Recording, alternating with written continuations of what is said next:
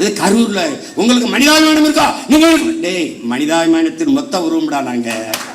எங்களை பார்த்து பேசாதடா. கேட்கிற கேள்விக்கு பதில் சொல்லு. வேற்று நாட்டு ராணுவம், இன்னொரு நாட்டு ராணுவம், என் இனத்தின் பகை நாட்டின் ராணுவம் இலங்கை. அந்த ராணுவத்தால் 850 பேர் இந்த நாட்டின் குடிமகன், இந்திய நாட்டின் குடிமகன், சிட்டிசன் ஆஃப் இந்தியா, தமிழ் தேசியத்தின் மகள். தங்கச்சி உட்காருங்க, கொஞ்சம் இடம் உட்காருங்க. நீங்க தள்ளி வாப்பா, தள்ளி வா, தள்ளி வா. தங்க இங்க அம்மா கொஞ்சம் நகர்ந்து வாங்கம்மா, கொஞ்சம் இடம் கொடுங்க. தங்கச்சி இங்கிட்டு வாங்க, நல்லா இங்கிட்டு வாங்க. உட்காருங்க, அவ்வளோதான், உட்காருங்க. ஒரு பழக்கத்தை நீங்க கத்துக்கணும். எவ்வளவு பெரிய ஆளா இருந்தாலும் நீங்க பெண்கள் வரும்போது எந்திரிச்சு இருக்கையை கொடுத்துட்டு வெளியேறி. அப்ப ஒவ்வொரு தடவை நான் சொல்ற மாதிரி வச்சுக்கணும்.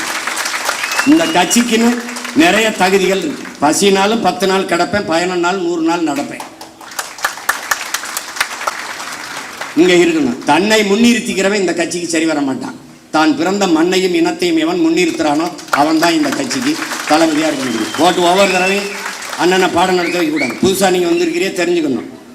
யார் வந்தாலும் சரி, சின்ன குழந்தை வந்தாலும் பெண் பிள்ளைகள் வந்தா நீ உட்கார்தாயின்னு எந்திரிச்சு நின்றுக்கணும். அவன் தான் சரியான ஆண்மகன். நீ உட்கார்ந்துக்கிட்டு தங்கச்சி அம்மாவை நிக்க வச்சுக்கிட்டு இருந்தீங்கன்னா நீ தற்கொலையில பெரிய தற்கொலை ஆயிவ. பார்த்துக்க,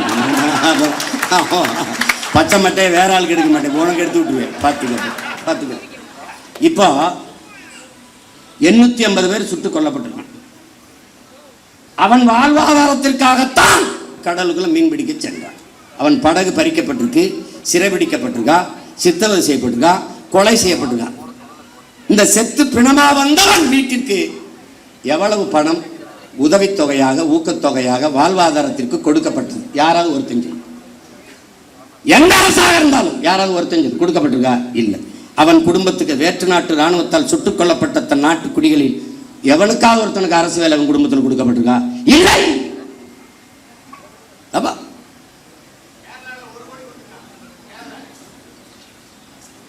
இங்க பேச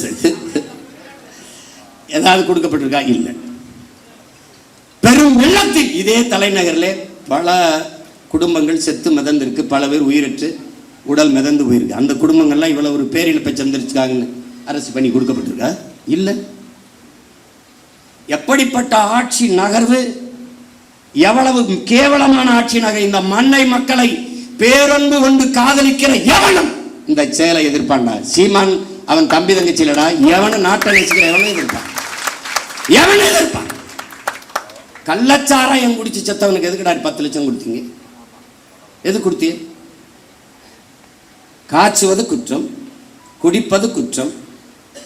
அதை அரசு 10 லட்சம் கொடுத்து ஊக்கப்படுத்துது என்றால் இது எப்படிப்பட்ட செயல்? திமுக ஆட்சியில் நடந்தது கள்ளக்குறிச்சியில். இன்றைய முதல்வர் அன்றைக்கு அங்கே சென்று பார்த்தார். இவரால் இடிபட்டு செத்தார்கள். அன்றைய முதல்வர் அன்று செத்தார், இன்றைய முதல்வர் திசைக்கே போல திரும்பிட்டார். எப்படி நகர்த்துற நீ? என் நாட்டை எதை நோக்கி நகர்த்தி கொண்டு வர நீ? எந்த மாதிரி ஆட்சி முறை நிர்வாகம்? எப்படி? புல்வாமா மாவட்டத்திலே பயங்கரவாதிகளால் தாக்குதல், ராணுவ வீரர்களும் செத்தார்கள், மக்களும் செத்தார்கள். செத்த ராணுவ வீரன் குடும்பத்துக்கு அரசு பண்ணி கொடுக்கப்பட்டிருக்கா? செய்தி வாய்ச்சியா? செத்து போன மக்களில் அந்த குடும்பத்தில் அவனுக்கு அதை அரசு பண்ணி கொடுத்துருக்கா? பாத்தியா? பாத்திரிக்க பகல்காமில் செத்தானே அவனுக்கு அதை அரசு பண்ணி இல்லை ஊக்கத்தொகை உதவித்தொகை கொடுக்கப்பட்டிருக்கா? நாட்டின் பாதுகாப்புக்கு சென்று ராணுவத்தில் சேர்ந்து பணியாற்றி செத்து உயிரற்ற உடலாக இந்த மண்ணுக்கு திரும்பி வந்தவன் வீட்டுக்கு எத்தனை லட்ச ரூபாய்களை இந்த அரசுகள் கொடுத்திருக்கு ஊக்கத்தொகை அல்லது வாழ்நாள் உதவித்தொகை? சொல்லு. அவன் குடும்பத்தில் ஒருவனுக்கு அரசு வேலை, ஏதாவது செய்தி சொல்லு. சொல்லு. அரசு விழா அல்லது சுதந்திர தின விழா அல்லது ஒரு பெரிய அரசு நிகழ்வு, ஒரு பட்டமளிப்பு விழா, அதிலே நெரிசல்ல சிக்கிட்டாங்க, அந்த குடும்பங்கள் இழந்துருச்சு தெரியாம. அப்படி ஒரு விபத்து இல்லையே இது. நீங்கள் அன்று ஒரு நடிகர், மாண்புமிகு ஜோசப் விஜய் அவர்களே, இன்றைய முதல்வர்களே, அன்று நீங்கள் ஒரு நடிகர். உங்களை பார்க்க வந்தார்கள். நடிகரை பார்க்க வந்த நெரிசல். நீங்க வரலைன்னா கூட்டம் இல்லை, கூட்டம்லாம் நெரிசல் இல்லை, நெரிசல் இல்லை என்றால் அங்கே மரணம் இல்லை. அது ஒரு விபத்து. விபத்திற்கு காரணம் நீங்க உண்மையிலேயே நீங்க தாய் முகாமிக்கு போறது, அப்புறம் தேவாலயத்தில் முட்டிக்கால் போட்டு நடந்தது, இதெல்லாம் உண்மையிலேன்னா சத்தியம்னா மனச்சார்ந்த தொட்டு சொல்லுங்க. காரணம் நீங்களா இல்லை. பழி போட்டார்கள். எத்தனை கருவி படம் எடுத்துக்கிட்டு இருந்தது? எத்தனை மேலே பறந்து கருவிகள் ட்ரோன், அந்த கருவி படம் எடுத்துக்கிட்டு இருந்தது.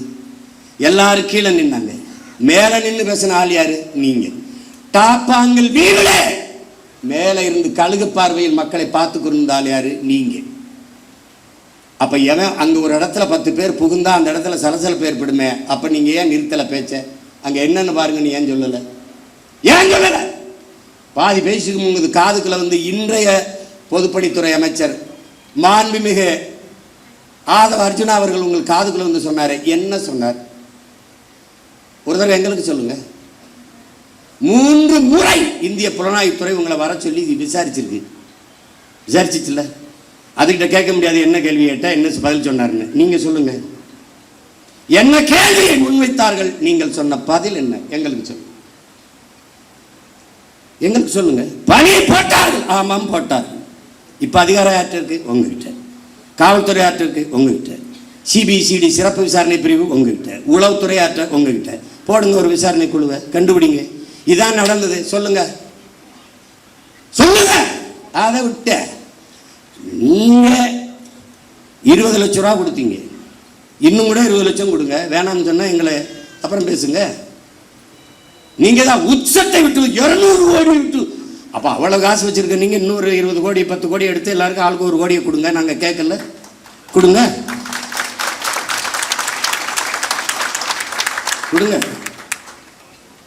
கள்ளச்சந்தையில் டிக்கெட் வித்த காசுலாம் இருக்குல்ல, எடுத்து கொடுங்க. நாங்கள் வேணான்னு சொல்கிறோமா? வேலை கொடு. உங்களுடைய நிதித்துறை அமைச்சர் மாரிய வில்சன் அவர்கள் பனிமலர் கல்லூரி வச்சிருக்கிற அதில் வேலை போட்டு கொடு. நாங்கள் வாழ்த்துறோம். நீ வாழ்த்து பேசுகிறான். நாங்கள் ஒரு எல்லாரும் பிள்ளைகள மகளை எல்லாரும் வாழ்த்து பேசுகிறேன். நான் ஒரு பொதுக்கூட்டம் போட்டு வாழ்த்துறேன். கொடுக்க சொல்லு. பொதுப்பணித்துறை அமைச்சர் வந்து ஒன்று வச்சிருக்கிறாரு, அரைசின்ட்டு மைக்ரோ ஃபினான்ஸ், அதில் கொடு. வாய்ஸ் ஆஃப் காமனில் கொடு. நீங்கள் விஜய் வித்யாசரம்னு ஒரு பள்ளிக்கூடம் வச்சுருக்கீங்க, அதில் வீட்டுக்கு ஒரு வேலையை கொடு. நாங்கள் கேட்டால் சொல். நாங்கள் உங்கள் ஃபோட்டோவுக்கு கும்பிட்டு கூட நாங்கள் நன்றி சொல்கிறோம். ஒன்று போடுங்க.